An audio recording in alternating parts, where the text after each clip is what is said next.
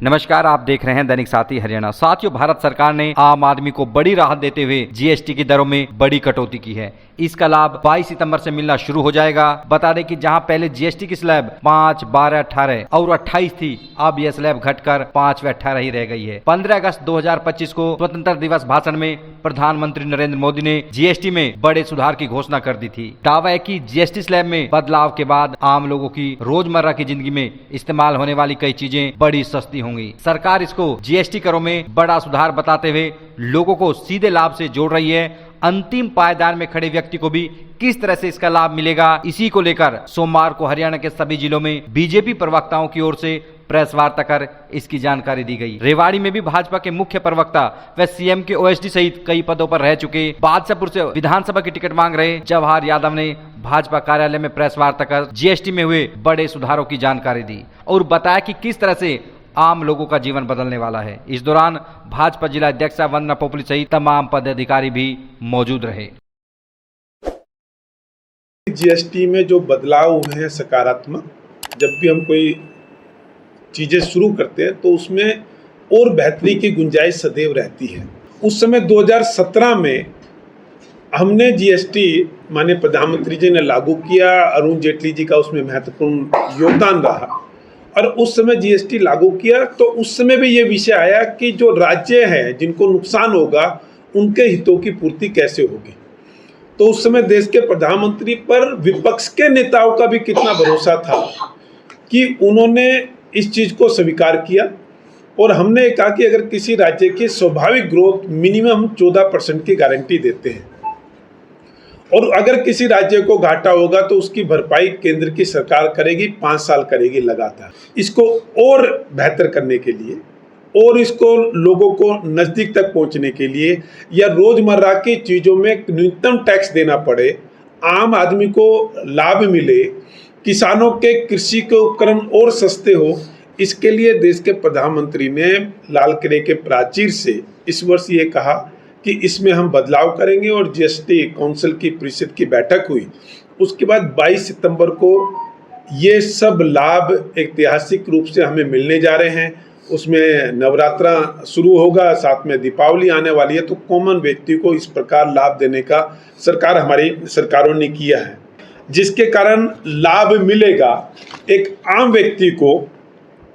तो उसमें सबसे चीज़ें हमने मानी जो खाद्य वस्तुएं होती है उसको 5% पे रखा गया या उसको घटाकर उदाहरण कर दिया, दूध को ही ले जिस पे पहले 6% टैक्स लगता था, अब उस पर जीएसटी नहीं लगेगा। पहले दूध पर 6% टैक्स लगता था।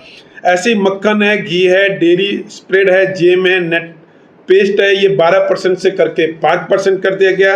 आइसक्रीम पे पहले 18% टैक्स लगता था, उसको 5% कर दिया गया।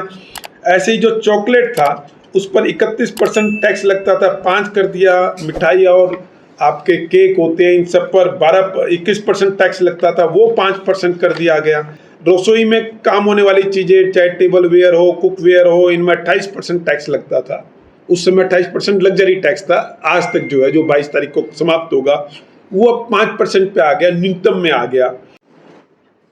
इलाज मोदी जी की स्कीम के तहत वैसे भी फ्री में हो रहा है, परंतु उसके बाद भी अगर घर में कोई बीमार हो जाता है तो वो एक बड़ा उसमें रहता है। उसमें बहुत सी चीज़ें 12% से 5% पे आ गई और बच्चों की पुस्तकें थी, पेंसिल, शॉर्पनर, इस तरह की किताबें, बस्ते, ये सब 12% से इनका 0 कर दिया है। ज्योमेट्री बॉक्स का जो टैक्स था वो घटाकर 5% कर दिया। 2017 को लागू किसने किया था? आपकी की पार्टी हमने किया था और अभी पहले के वो खाली करा दिया, राहत दे दी। क्या बिहार चुनाव से जोड़ के ना देखा जाए इसको? देखिए, ऐसा है, जब हमने वो लागू किया था तो 2017 में भी 4-5 चुनाव हुए होंगे। उस समय शायद पंजाब भी 2017 में हुआ था। तो ये मादा चाहिए ना, अगर आपका निर्णय पब्लिक के थे, उस समय भी राहत मिली थी क्योंकि करों में इतने अलग अलग चक्कर थे जिसमें कोई भी व्यापारी उससे संतुष्ट नहीं था और आम आदमी को चीज़ें महंगी थी। जब हमने लागू किया तो 17 में, जैसे मैंने ट्रैक्टर का उदाहरण दिया, आज भी आप जब पहला 2017 में जीएसटी लागू हुआ उसके रेट देख लेना, उससे पहले ट्रैक्टर के रेट देखना और उसके बाद ट्रैक्टर के रेट, उसमें 30-40 हज़ार रुपये का आपको अंतर नजर आएगा। तो हमने उससे बेहतर किया था, आज इससे बेहतर और कर रहे हैं। जब हमने अपनी शुरुआत की थी कि सुधार की गुंजाइश हमेशा रहती है। हमने कलर टीवी जब लिए तो इसका मतलब थोड़ी है कलर टीवी में, या मोबाइल ही ले लो कि मोबाइल में बदलाव नहीं हुए। आप कहेंगे जी अरे उस समय मोबाइल क्यों लागू किया जब तो नेट नहीं था। ऐसा नहीं होता। जीवन में अच्छा होने की, श्रेष्ठ होने की तरफ हम लगातार कहते हैं। और मैं तो कभी भी हमेशा ये कहता हूँ, कोई भी निर्णय हो, सुधार की गुंजाइश सदैव रहेगी। देखिए उसमें ये है तो निश्चित रूप से इसका तो स्वागत होना चाहिए। दूसरा, हमारी आर्थिक ग्रोथ इस समय वर्ल्ड में सबसे ज़्यादा है, अभी तक भी 7.8 चल रही है। ये हमारी विशेषता है। कोई इस निर्णय का कोई आम आदमी विरोध, जैसे एक उदाहरण है, इससे जोड़, मैं विषय से बाहर नहीं निकलना चाहता। जैसे एक उदाहरण है, इन्होंने नारा दिया वोट चोर। ये केवल पॉलिटिकल नारे के अलावा क्या पब्लिक ने एक्सेप्ट किया क्या? इसका किसी ने विरोध किया जीएसटी का, तो ठीक है, एक राजनीतिक पार्टी होने के नाते विरोध करना आपकी मजबूरी हो सकती है, मैं मान लेता हूँ, मैं उनको ये लाभ देता हूँ। परंतु क्या आम आदमी ने कोई ये कहेगा क्या कि भाई टूथपेस्ट जो पाउडर था 18% लगता था, 5% लग रहा है, मैं इसका विरोध कर रहा हूँ? तो राजनीति में कुछ चीजें होती है, कई बार विरोध करने के लिए विरोध किया जाता है, और कभी हमने भी किया होगा, मैं खुले दिल से कह रहा हूँ, कुछ मुद्दों का, परंतु हमने कहा होगा तो फिर उसमें सुधार भी दिए होंगे। क्योंकि जब आप विपक्ष में हैं तो निश्चित रूप से आप चीज़ों का विरोध तो करते हैं, परंतु हमारा ये भी कहना है रचनात्मक विरोध करना चाहिए। नहीं, एक तो मैं इस चीज़ से सहमत नहीं हूँ कि लाखों बने होंगे। देखिए हो क्या रहा है, बिजली पे हमने एक लगा रखा है 12,000 रुपये, 12 ही ना, 9 से 12 किया था। हाँ, पहले 9,000 था, उसमें ये आया कि भाई 9,000 का बिल तो लोगों का आ ही जाता है। फिर वो उस समय के मुख्यमंत्री माननीय मनोहर लाल जी ने वो 12 किया था।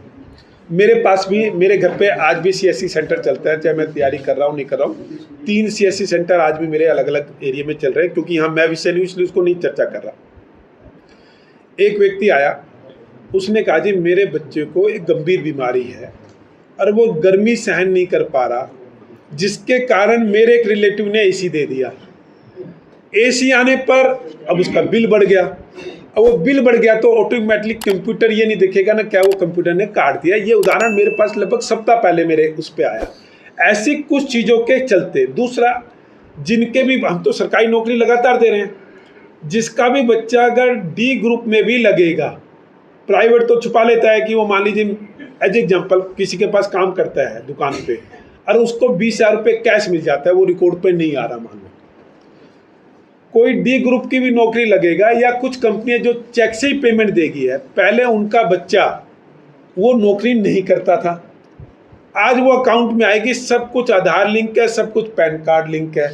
तो D ग्रुप में जितने लगे थे, हजारों लगे हैं, सबके कट गए, आगे भी कटेंगे, क्योंकि ये सुविधा एक आय वर्ग के लिए है। जब, और इसमें तो हम कहते हैं हमारे मुख्यमंत्रियों का प्रयास ये है कि आप सुविधा लेने वालों से भी बाहर निकलो। कम निकलोगे जब आपका जीवन और बेहतर होगा। तो इसलिए जो ऐसी श्रेणी में आए और उसके बाद कोई गलती से कट गया, उसके लिए हम दोबारा सोच सकते हैं, पर अधिकांश इस कारण कटे हैं जितनी स्टडी मेरी बताती है। सर गलती से ज़्यादा कट रहे हैं, लोगों के नाम गाड़ियाँ दिखाई जा रही है। सर अगर गलती से कटे तो उसमें संशोधन होता है, वो तो फिर DC ऑफिस चले जाए, ADC ऑफिस चले जाए, उसमें हो जाएगा।